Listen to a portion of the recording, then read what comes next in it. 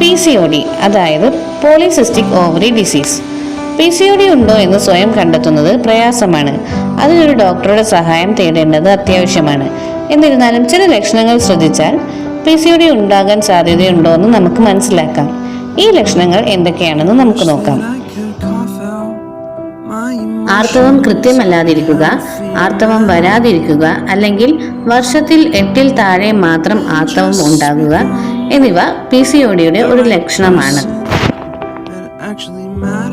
ശരീരഭാരം കൂടുക, പ്രത്യേകിച്ച് വയറിന് ചുറ്റുമുള്ള ശരീരഭാഗം കൂടുന്നതും അമിതവണ്ണം വെക്കുന്നതും PCODയുടെ ഒരു പ്രധാന ലക്ഷണമാണ്. അമിതമായ രോമ വളർച്ച ഒരു PCOD ലക്ഷണമാണ്. പുരുഷ ഹോർമോണായ ആൻഡ്രോജന്റെ അളവ് കൂടുന്നത് കാരണം മുഖം, നെഞ്ച്, വയറ്, പുറം എന്നിവിടങ്ങളിൽ നമുക്ക് അമിതമായ രോമം വളരാൻ സാധ്യതയുണ്ട്. അതുപോലെ കാണുന്ന മറ്റൊരു ലക്ഷണമാണ് മുഖക്കുരുവും എണ്ണമയമുള്ള ചർമ്മവും. ഹോർമോൺ വ്യതിയാനങ്ങൾ കാരണം മുഖത്തും ശരീരത്തിലും അമിതമായി മുഖക്കുരുവും എണ്ണമയമുള്ള ചർമ്മവും ഉണ്ടാകാൻ സാധ്യതയുണ്ട്.